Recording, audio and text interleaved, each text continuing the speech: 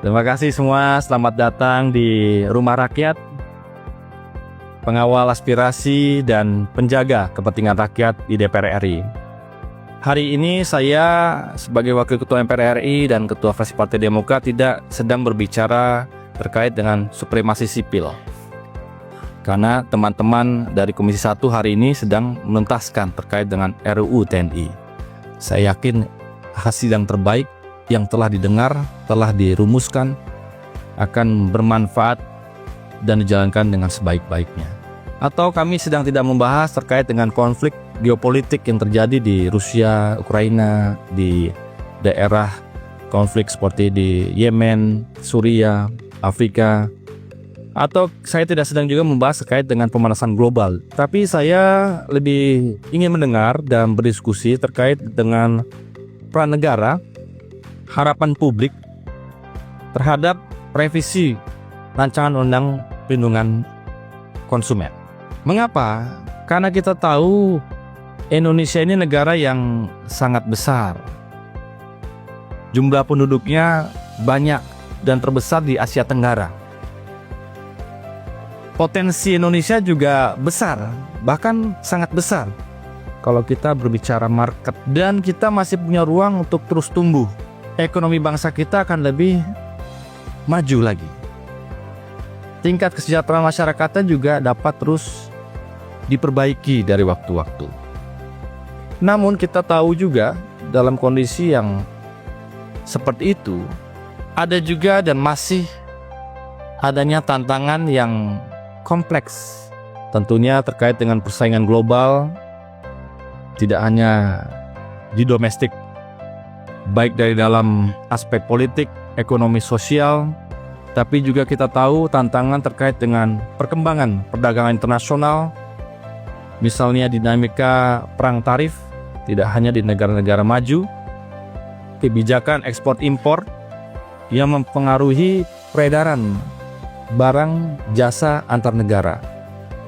Belum lagi derasnya arus informasi, ya, dan pesatnya perkembangan teknologi artificial intelligence terkait dengan kreativitas inovasi yang telah merubah landscape perdagangan kita. E-commerce, fintech, digital asset yang berkembang dengan cepat, yang kadang-kadang siap tidak siap masyarakat kita juga harus terus diperkenalkan, diberikan edukasinya, dan juga dibuat lebih mengerti tentang penggunaan teknologi top tersebut. Dengan hadirnya teknologi itu sungguhnya memudahkan kita semuanya dalam berinteraksi. Setuju ya?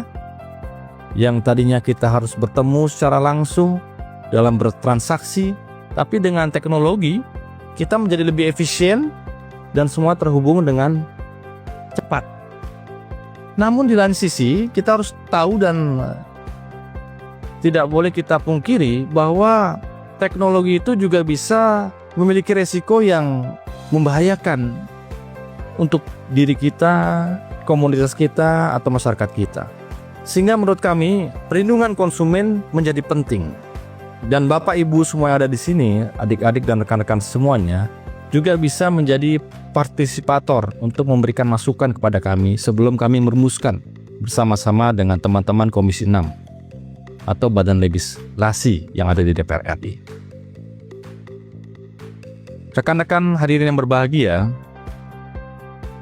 pengaduan dan kerugian negara terkait dengan perputaran kegiatan keekonomian kita yang kami catat dan kami ketahui, setiap tahun itu sekitar ada 1.000 hingga 3.000 aduan. Kalau dijumlah dalam bentuk konteks nominal uang, mungkin sekitar 2,5 triliun hingga ratusan miliar setiap tahunnya.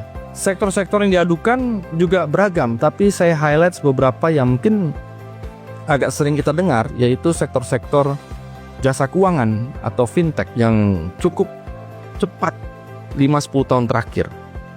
Electronic commerce juga sama, cukup cepat perkembangannya. Dan barang-barang elektronik, obat-obatan, makanan, minuman.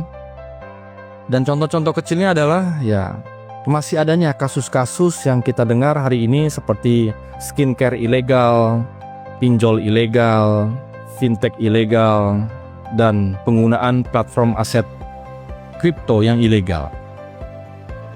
Belum lagi kita tahu juga masih ada kasus-kasus yang terkait dengan penjualan makanan, minuman, obat-obatan yang tak berkualitas, membahayakan.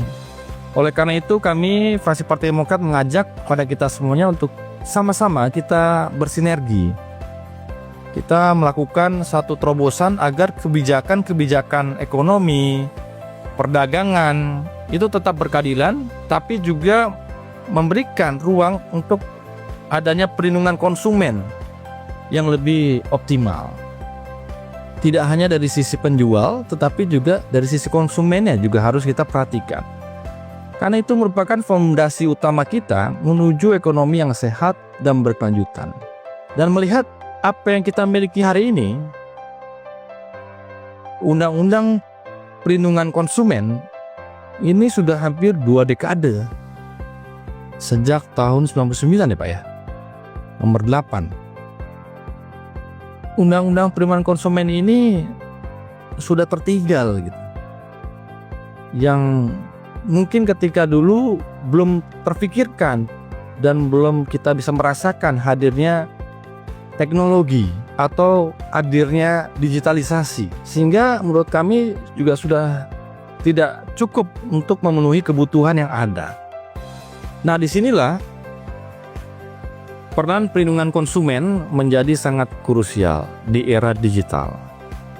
Konsumen di Indonesia ini semakin rentan dari berbagai macam praktik-praktik perdagangan yang tidak adil, seperti masih tadi ya berkali-kali disampaikan penipuan online, informasi yang menyesatkan gitu ya, hingga produk-produk yang boleh dikatakan tidak memenuhi standar keamanan atau produk-produk yang palsu yang membahayakan. Oleh itu semuanya kita juga harus memastikan sistem perlindungan konsumen kita ini tetap relevan, dapat mengimbangi perkembangan teknologi yang pesat. Dan hari ini, seminar sore hari ini, kita diharapkan dapat berbagi wawasan, pandangan, pengetahuan, pengalaman, urung rembuk tentang bagaimana Indonesia dapat lebih mengoptimalkan ya, potensi perdagangan global dan juga domestiknya. Sembari kita juga memastikan perlindungan yang efektif juga bagi konsumen kita. Apakah melalui penyesuaian regulasi, pengawasan yang lebih ketat, dan sanksi-sanksi yang harus kita berikan. Kemudian kita juga harus melihat apakah kita juga perlu mendorong peningkatan tanggung jawab pemerintahan pusat dan daerah. Karena tidak cukup pusat, perlu juga pemerintahan daerah untuk pengawasan dan peningkatan tanggung jawabnya. Kemudian kita juga harus memikirkan bagaimana kita bisa memperkuat hak-hak konsumen dan kewajiban para pelaku usaha itu sendiri. Seperti ya kita juga berharap adanya pemberian informasi yang benar dalam menyajikan produk sebelum membeli.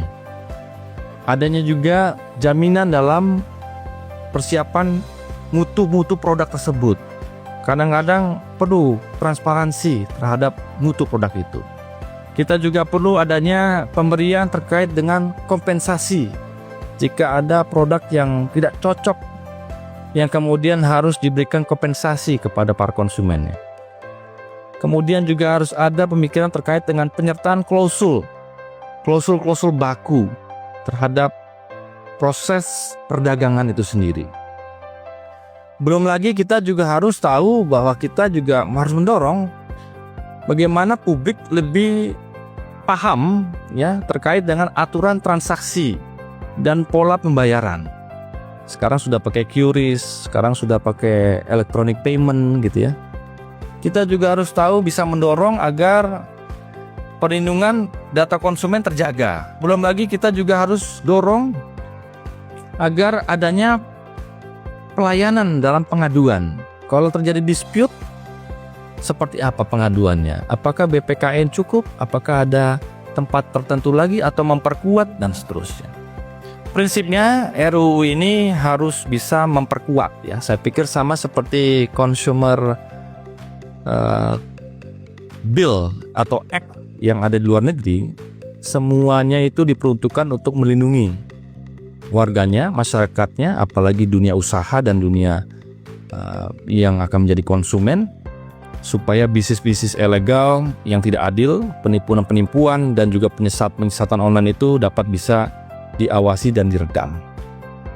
Semoga diskusi ini semakin memberikan pencerahan bagi kita semuanya dan memberikan solusi konkret agar para pemangku kebijakan, tidak hanya pemerintah, swasta, dan juga para stakeholder dapat lebih sesuai dengan harapan-harapannya.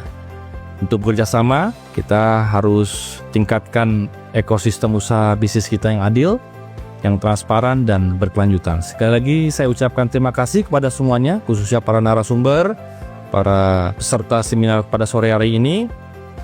Mari kita satukan langkah kita pikirkan terbaik, memberikan inspirasi terhadap tantangan global dan bebas dengan perlindungan konsumen yang memadai. Yang ada saat ini, RUU Perlindungan Konsumen bisa selesai pada waktunya, disahkan sesuai keinginan masyarakat dan cocok untuk semua yang ada di tingkat pusat dan daerah. Dan sekali lagi terima kasih, selamat mengikuti seminar ini, semoga bermanfaat, ekonomi tumbuh, usaha maju, konsumen terlindungi. Sekian, wassalamualaikum warahmatullahi wabarakatuh.